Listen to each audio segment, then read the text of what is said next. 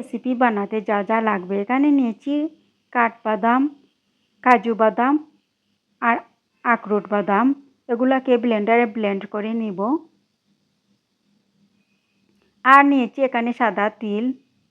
সাদা তিলকেও ব্লেন্ডারে ব্লেন্ড করে নিব। আর এখানে নিয়েছি কয়েক ধরনের সিডস। এখানে আছে সানফ্লাওয়ার সিডস, পাম্পকিন সিডস আর তিসি, ফ্লাক্স সিডস।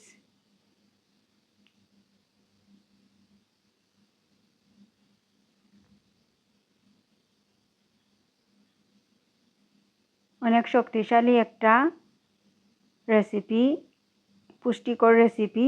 দেখুন বীজগুলা। এখন প্রথমে বাদামকে আমি ব্লেন্ডারে ব্লেন্ড করে নিচ্ছি অল্প অল্প করে।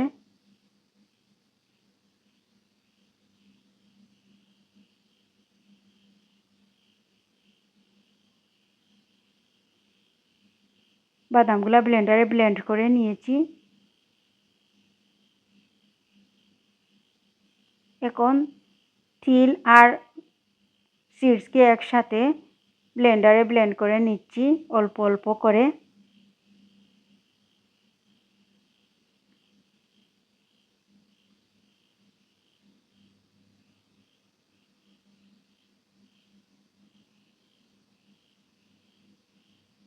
অল্প অল্প করে ব্লেন্ডারে ব্লেন্ড করে নিচ্ছি। দেখুন ব্লেন্ডার করা হয়ে গিয়েছে বাদাম আর সিডসকে। আর এখানে নিয়েছি খেজুর। খেজুরের বীজ ফেলে দিব। প্রথমে পানি দিয়ে খেজুরকে ধুয়ে নিব আর বীজ ফেলে দিব।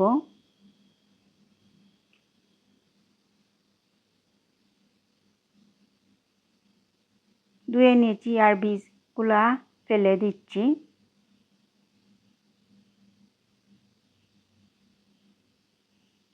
দেখুন বীজগুলা ফেলে দিয়েছি।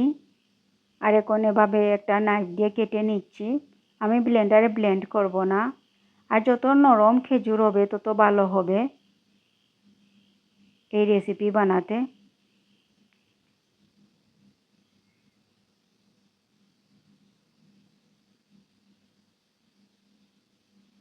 এখন হাত দিয়ে এভাবে মেল্ট করে নিচ্ছি।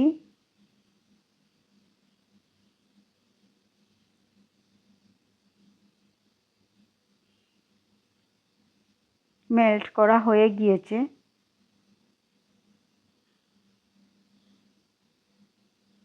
এখন চুলায় ফ্রাই প্যান বসিয়ে দিয়েছি।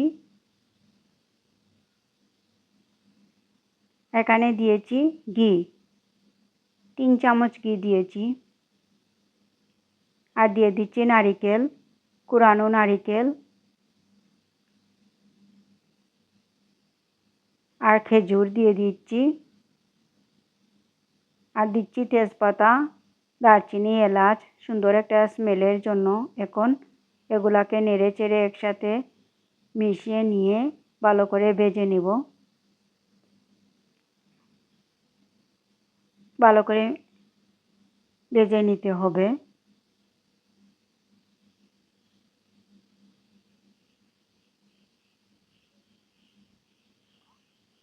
ভাজা হয়ে গিয়েছে। এখন তেজপাতা, দারচিনি, এলাচগুলা তুলে নিচ্ছি।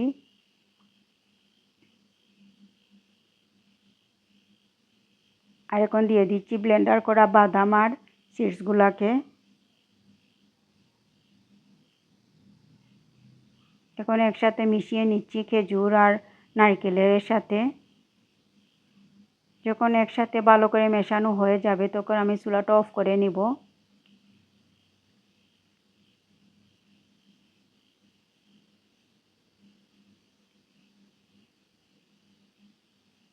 এখন দিয়ে দিচ্ছি আর একটু ঘি।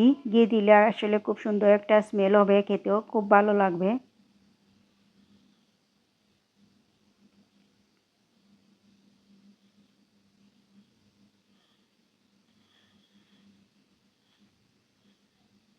নেড়ে চেড়ে একসাথে মিশিয়ে নিয়েছি।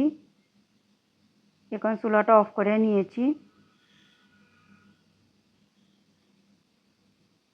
যখন ঠান্ডা হয়ে যাবে তখন আমি হাত দিয়ে মেখে নিব। এখন ঠান্ডা হয়ে গিয়েছে। হাতের মধ্যে একটু ঘি দিয়েছি, ঘি দিয়ে মেখে নিচ্ছি। এখন এভাবে বল বানিয়ে নিচ্ছি লাড্ডুর মতো করে।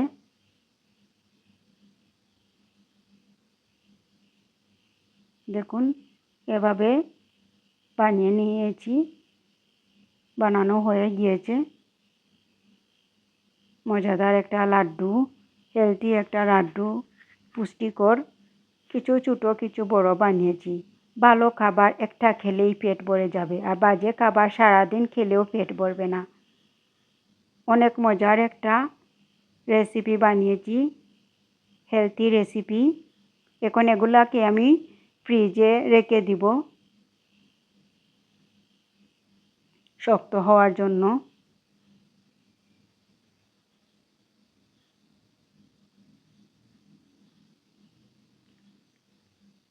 ফ্রিজ থেকে বের করে নিয়েছি, দেখুন কতটা শক্ত হয়েছে।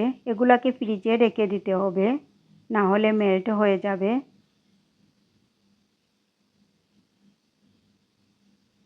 বাইরের খাবার না খেয়ে আসলে এভাবে ঘরে বানিয়ে খেতে পারেন। বাচ্চাদের জন্য খুব ভালো, বড়দের জন্য খুব ভালো। হেলদি একটা খাবার, বাদাম আর সিডসের। এখন একটা কাচের বয়ামে ভরে নিচ্ছি।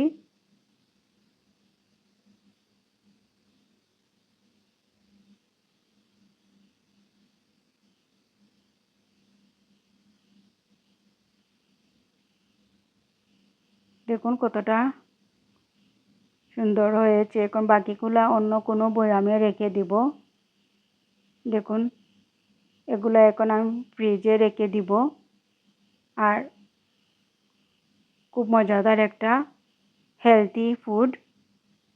সবাই ভালো থাকবেন। আল্লাহ হাফিজ।